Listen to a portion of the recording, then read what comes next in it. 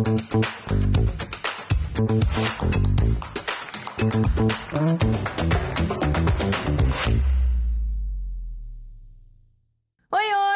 boa noite, mais um Vista começando e hoje aqui comigo, vou causar um suspense, Matê, conhece? E se eu falar Jo Francis? Ah, conhece, né? Eu sei disso.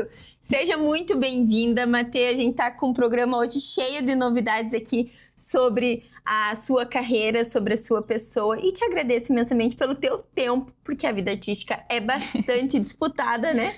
Então, fica aqui com todo o meu carinho, o meu agradecimento por você estar comigo e com a minha audiência.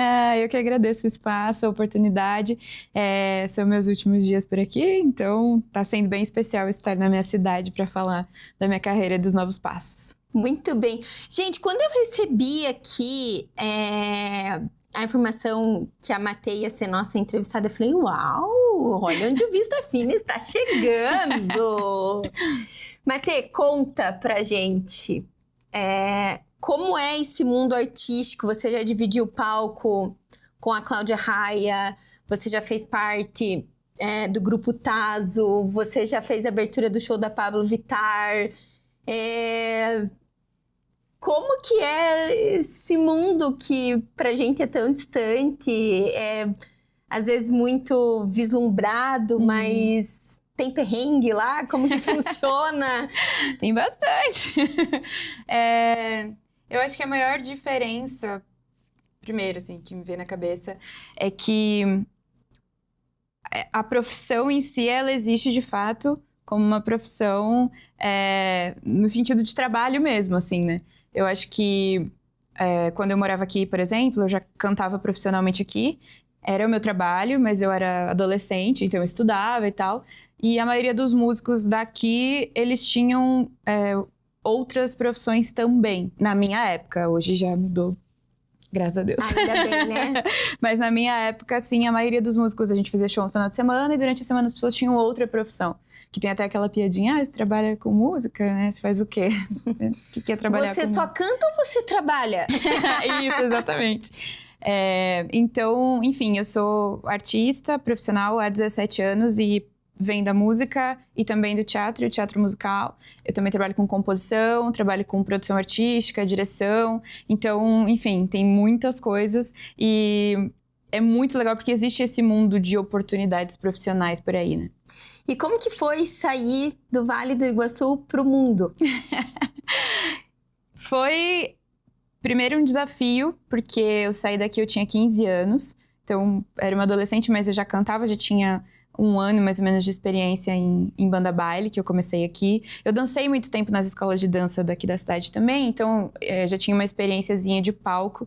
E aí eu fui para Curitiba, primeiro, para fazer o vestibular, o terceirão, e fazer a faculdade de artes que eu queria. Então eu fiz a Estadual de Artes, eu fiz FAP. E fiz produção cultural também na UFPR. Então lá que eu comecei a ter contato maior com a profissão de fato, né? Pessoas que vivem de arte completamente, enfim, e sustentam suas famílias. É como um trabalho exclusivo, né? Digamos assim. E aí lá que eu comecei a ter contato, e aí comecei a ter contato com São Paulo. Porque, bom, não sou da época da internet na mão, né, como hoje, então lá em Curitiba eu comecei a ter contatos de São Paulo, comecei a fazer alguns cursos de canto com o maestro de São Paulo, com as pessoas do mercado de teatro musical. Aí eu trouxe uma diretora para dar um curso em Curitiba e aí eu comecei a me relacionar com o mercado de lá.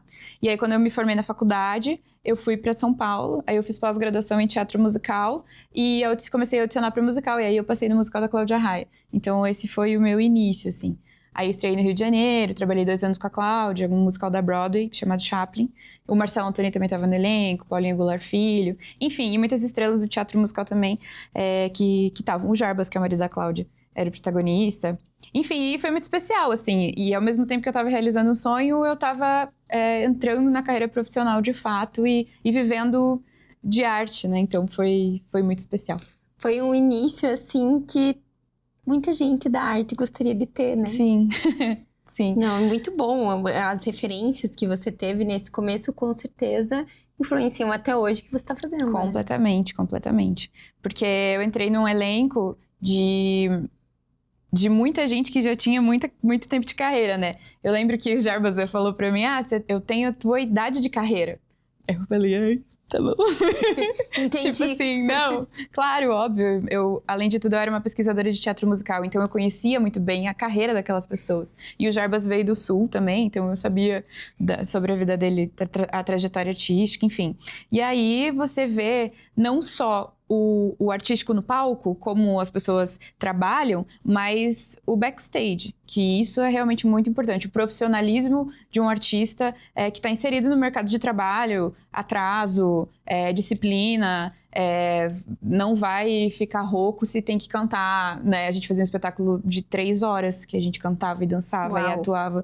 E sábado e domingo eram 2 sessões, então eram 6 horas de espetáculo. E aí, enfim, aí a preparação de tudo isso é muito longa, né? Muitas vezes a gente percebe assim, a gente assiste ali uma peça teatral e fala, nossa, que lindo, né? Que dom! Olha, eu aprendi que não pode ficar falando dom, porque é treino, é constância, é muito estudo, né? Você é graduada na tua área, com certeza isso fez diferença. Então, assim, essa história de, nossa, como é lindo o dom que você tem. Tudo bem, nem todo mundo tem uma voz agradável a se escutar, mas colocar tudo isso no dom me parece meio desproporcional, porque existe todo um investimento do teu tempo, do teu estudo, da tua dedicação. E eu vejo que o artista, ele tem que ter muito forte dentro dele uma questão chamada resiliência, que é saber a hora certa. A minha hora vai chegar. Talvez esse não seja o trabalho dos sonhos, mas por ele eu posso abrir outras portas. Exato, né? Exato. E você tem que entender muito bem o que essa hora chega pra você, né? Como que você define isso para poder ir atrás, assim. Então, como eu tive algumas experiências em áreas diferentes, tipo do teatro musical, eu fui backing vocal do Latino, agora por último. Então, fazer uma turnê nacional com um artista extremamente renomado, com músicas que eu cresci ouvindo, né? Então, tinha alguns momentos que eu tava no palco com ele e eu pensava assim, nossa, eu cantava na banda baile quando eu tinha 14 anos essa música. E aí eu dançava, e agora eu tô vendo a coreografia oficial, porque essa é oficial, que é do Latino, sabe? Então, enfim, tudo isso ajuda, a gente vai ensinando muitas coisas, né? Se você conseguir filtrar bem, assim. Muito bom. Gente, esse foi o primeiro bloco. Eu te espero aqui, porque tem muita conversa pra rolar. E tem uma novidade que nem o fã-clube sabe, né? Então, ainda não.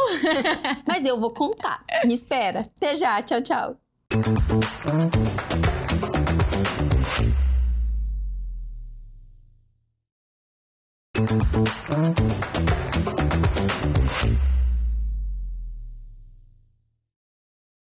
Já estamos de volta e agora vamos esclarecer para o público essa alteração aí de nome. Então, se você for já seguidor, você vai ver lá no Instagram que tá Jo Francis, mas ela já tá fazendo uma mudança, né, Jo? Matê. Pra Matê, né, que vem de Maria Tereza. Isso, exatamente. Vamos explicar pro público isso, pros teus fãs e para todo mundo que começa a te seguir a partir do Vista Fina também. Sim, com certeza. Então, até você viu no Instagram que eu não mudei o Jo Francis ainda, porque eu tive uma questãozinha com o Instagram, eu não pude mudar, mas isso vai mudar logo.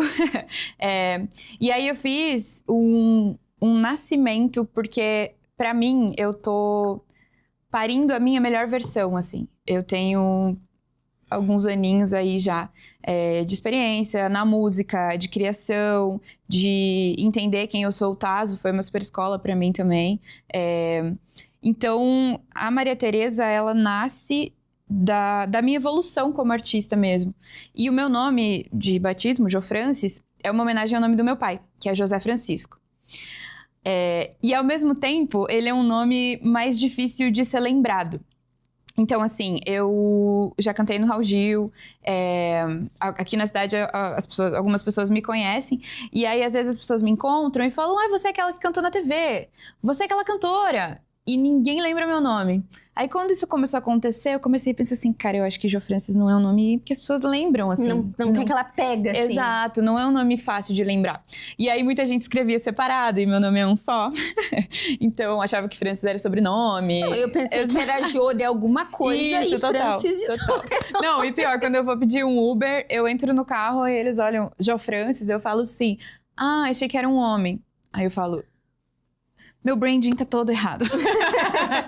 Não, Gente, enfim, eu preciso arrumar isso. Eu preciso arrumar isso. E aí eu comecei a pensar muito sobre isso, né? E Maria Tereza, Maria é o nome da minha mãe e Tereza é o nome das minhas duas avós. As duas são Tereza com Z. E aí por isso que eu uso 2 Zs, porque são duas avós.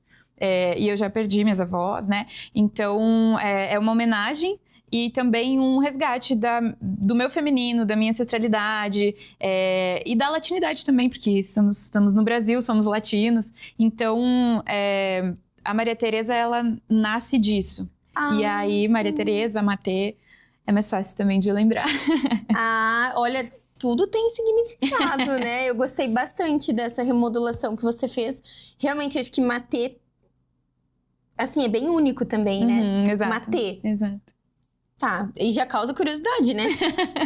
E Jo Francis realmente, e talvez não tenha tanto a ver com a imagem que você leva, né? Exato, porque Jo Francis não me soa tão moderno como você é, tão autêntica, talvez, né? Legal. Não que seja ruim, Não, mas é super maravilhoso. Mas essa colocação que você colocou, principalmente do Uber, acho que foi uma... Poxa, né? E como a gente tem que prestar atenção nisso, né? Sim. Porque é referência, Porque é como você se comunica com o público, né? O público, pra ele se conectar com você, ele precisa te entender, precisa entender o que tá acontecendo, digamos assim. E ainda mais agora numa era totalmente com pegada digital, tem tudo isso também, né? Procurar você numa rede social, Jo Francis, tá? Como que escreve? Como é separado? É junto? O Francis é com Y, não é? Matê. Matê do quê? De Matê. M-A-T, Matê. Né? Então tem tudo isso mesmo, bem interessante. E nesse teu cenário todo, assim, de teatro, música, teve alguma situação que te fez refletir mais sobre seguir no teatro, só na música? Hoje você escolhe um campo de atuação ou você continua multidisciplinar dentro do mundo artístico? Eu escolho um campo de atuação. A Maria Tereza é também essa escolha na minha vida, assim. Como a nossa profissão, ela tá muito ligada ao sonho, ao que você sonhava quando era criança, ao que te fazia feliz. Conforme você vai construindo a tua trajetória, você vai sentindo também, né? Não deixa de ser o que te faz feliz, obviamente. Felizmente, eu tenho o privilégio de viver de arte. Mas, ao mesmo tempo, eu sinto, e desde que eu entrei no teatro musical, eu sinto que eu vim para essa existência para criar e para falar o que eu tenho para falar. E aí, quando você tá fazendo uma peça, quando você tá fazendo cover de outras músicas, por exemplo, você escolhe o que você quer cantar, obviamente, mas você tá falando o que outras pessoas estão falando também. Então, eu senti por muito tempo essa necessidade de trazer minha verdade, de colocar pra fora quem eu sou, porque eu também fui me descobrindo nesse tempo, sabe? Tanto que o meu som, ele é pop latino misturado com brasilidades. Por exemplo, eu lancei um reggaeton com pagode. Então, dentro disso, para mim tem um propósito da união de países que falam espanhol com a cultura brasileira, de aumentar esse contato mesmo, porque na América Latina, o Brasil sendo o único país que fala português, a gente fica um pouco isolado. E os países que falam espanhol são muito unidos. Tipo, se você é um cantor na Argentina, provavelmente todos os outros países que falam espanhol vão te ouvir. Então, e o Brasil é completamente rico em cultura, então a gente precisa cada vez mais fazer essa integração que está acontecendo já. Mas a minha ideia nesse projeto, na Maria Tereza, é justamente, já faz uns 4 anos, mais ou menos, que eu venho desenhando isso e criando essas músicas. É difícil. Eu tava em estúdio agora, na semana passada, gravando as músicas novas. E aí eu sentei com os produtores musicais e eu falei, eu quero colocar um pagode numa bachata. Bachata é um gênero latino.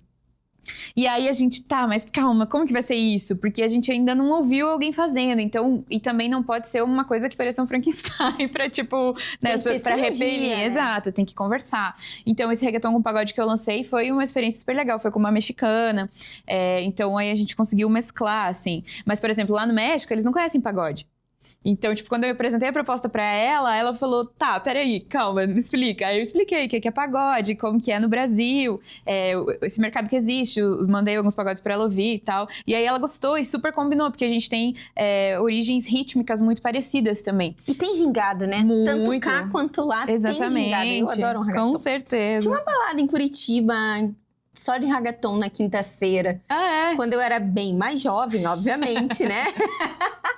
Na quinta-feira, depois que eu dava aula, eu passava lá com alguns Que amigos. legal. Era muito divertido. Isso foi em 2016, 17. Eu tenho que cuidar pra não me comprometer com essas datas. Mas Mas era então, bom. tá acontecendo essa mistura de mercado. A Anitta levou o funk pra fora, trouxe também, né?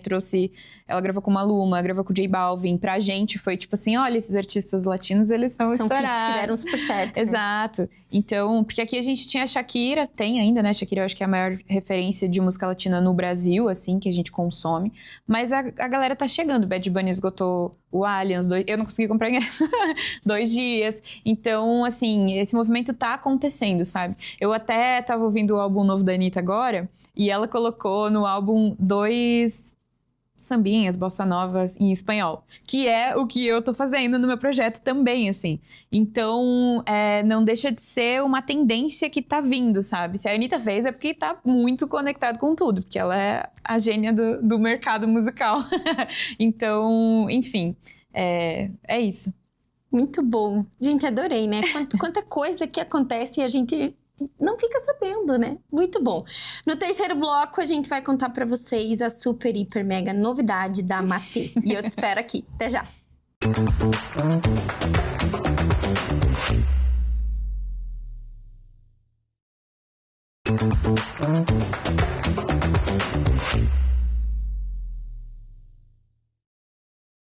Estamos de volta com a super novidade. Ai, meu Antes Deus. da gente falar a novidade, tem algum espetáculo assinado por você que esteja rodando pelo país? Sim. Tem um espetáculo musical, que eu sou assistente de direção do João Falcão, que é um gênio do teatro Uau! brasileiro. Que tá em cartaz no SESI da Avenida Paulista, de quinta a domingo. É um infantil que se chama O Pequenino Grão de Areia. É a coisa mais linda do mundo. Se você passar por São Paulo, reserve seu ingresso online, é gratuito. Você não pode perder, é muito, muito, muito lindo. Muito bom, e não dá pra perder, hein? São Paulo aqui do ladinho também, né? Às vezes tá de passagem aí com a criançada.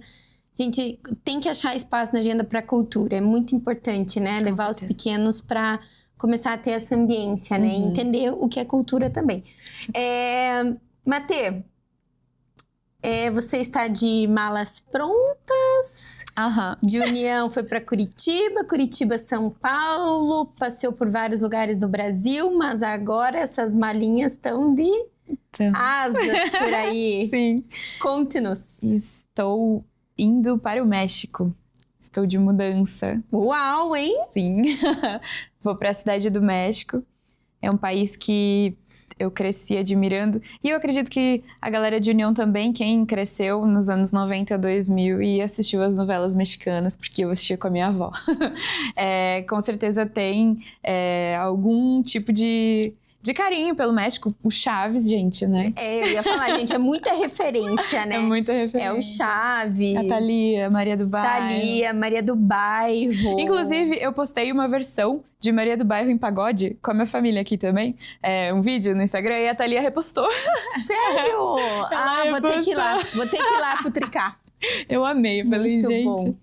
Porque Não, a gente teve uma época que era uma influência muito ativa aqui no Brasil. o RBD né? também, né? O Quem pegou a RBD. fase de rebelde. Realmente, eu tava tentando lembrar é que eu não sou da geração tanto do RBD, mas minha irmã era. Assim, pijama do RBD, Aham. edredom, cobertor, Eu tenho uma coleção. toalha. Tudo era RBD. Eu tenho E daí, como ela era mais nova, eu não queria dar o braço a torcer, entendeu? Tipo, ai, nossa, você... Coisa de criança. Daí ela saía da sala, eu ia lá. Ai, deixa eu ver o que tá acontecendo aqui. Eu amo. Mas a gente teve uma fase de... E excelentes influências, né? O Chaves até hoje... Super. Não tem como falar que a gente não olha pra isso. Então, e aí nessa época, eu tava começando a cantar em casa. Eu sempre cantei desde pequena, mas a minha família é super musical. Inclusive, o meu primo irmão é o Alexandre, apresentador do Toca Aí, que é músico aqui na cidade. Ali. A gente cresceu junto. Então, ele é meu primo irmão mesmo. Nosso vô é músico, não profissional, mas... Enfim, a música na nossa família sempre foi muito presente. Então, assim, meus tios, todo mundo canta. Mas profissionalmente, aí eu e o Ali nos profissionalizamos. Mas nunca foi uma coisa, ai, você é cantor. Não, a gente tá aqui cantando uma música polonesa que o vô ensinou pra gente. E estão abrindo vozes e lá. E tá todo mundo aqui amando, vivendo. Família, isso, né? essa coisa familiar. Então, na época do RBD, na época das novelas, eu lembro que eu baixava as músicas da Thalia, Maria do Bairro e tal, e eu queria cantar certo. E aí eu pegava a letra, aí eu baixava, eu assistia no SBT, Rebelde, por exemplo, e aí eu baixava o episódio em espanhol, tipo no Ares lá, e depois eu ia assistir de novo. E aí quando eu tinha 11, 12, eu aprendi a falar espanhol sozinha. Por causa dessa influência. Então, o México sempre foi um lugar que eu queria muito conhecer. Era um sonho pra mim, assim. Mas no decorrer da minha vida, eu fui sempre escolhendo a minha carreira. Tipo, guardei esse dinheiro, vou fazer um clipe, vou fazer uma música, vou fazer um curso. E aí depois eu vejo como que eu vou pro México. Aí aconteceu o seguinte. Sandy Júnior fez a turnê de 30 anos, eu acho. Sim. Que foi... estádios e gigantesca, etc, né? E eu tava com o Tazo. E a gente tava investindo no Tazo. E o ingresso do Sandy Júnior era tipo 250, 300 reais. Aí eu pensei, cara, eu não vou porque eu tô aqui investindo na minha banda, no nosso projeto e tal. Não fui. Aí depois que acabou a turnê de Sandy Júnior, eu fiquei assim, caraca, nunca mais vai ter. Talvez eles voltem em um banquinho violão, não sei, 40 anos. Mas uma turnê em estádio, tipo, isso não vai acontecer de novo. E aí eu fiquei arrependida, assim, tipo, nossa, não fui. Não posso mais perder a oportunidade de coisas que são pra minha criança interior, que são de viver mesmo, de viver a vida, não dá só pra trabalhar. Aí o RBD anunciou a turnê mundial. Daí eu falei assim, cara, quer saber? Eu vou comprar um ingresso no México e eu vou pra lá e depois eu vejo como que vai ser, porque foi tipo em janeiro e o show era em dezembro. Aí eu tenho um amigo lá no México, e perguntei pra ele se tinha como ele comprar pra mim, eu mandava grana e tal. Aí ele comprou o ingresso e eu tava assim, em dezembro eu vou pro México que tem show da RBD. Enfim, aí eu me programei, consegui intervalo no trabalho e tal também. E aí eu fui em dezembro de 2023 pro México pra ver o RBD. E eu fiquei 15 dias lá sozinha e foi uma das melhores coisas que eu fiz na vida, assim. E aí quando eu tava lá, eu não queria mais voltar. Aí que foi o estalo, assim, eu senti um chamado, assim, tem coisa pra mim aqui. Eu quero viver aqui, quero ver o que tem aqui. E aí eu voltei desde o final de 2023 com essa mentalidade de organizar minha vida pra poder ir pra lá. E a Maria Tereza nasceu nesse processo, então tudo se encaixou. Estou indo pro México, vou lançar a Maria Tereza de lá, meu projeto musical, minhas músicas novas em espanhol, misturando pop latino com brasilidades. Então podem esperar coisas muito legais e com muitas referências brasileiras. Olha, eu tô encantada com a tua trajetória e principalmente com essa tua autenticidade que vem com a Matê. Sabe, essa identidade, essa unicidade. Uhum. Então, não tem como dar errado, porque tudo que é autêntico, a gente olha diferente. Parabéns. Obrigada. Parabéns pela tua coragem em fazer essa transição para algo tão genuíno. Muito obrigada. Muito bom. Gente, esse foi o Vista Fina de hoje. Acho que a missão do programa fica muito clara quando a gente entrevista alguém que é daqui e que tá indo aí pra fora, levando a sua carreira, a sua identidade e um pedacinho de União da Vitória. Sempre, né? Até porque minha família tá aqui também, né? Minha raiz tá aqui, então... Muito obrigada. É isso, gente.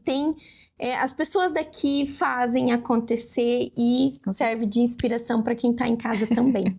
Obrigada, Matê. Sucesso 1000 pra você. Muito obrigada pra nós, pro programa, pra TV. Desejo muito sucesso. É isso, gente. Um abraço, fica bem e até a próxima. Tchau, tchau.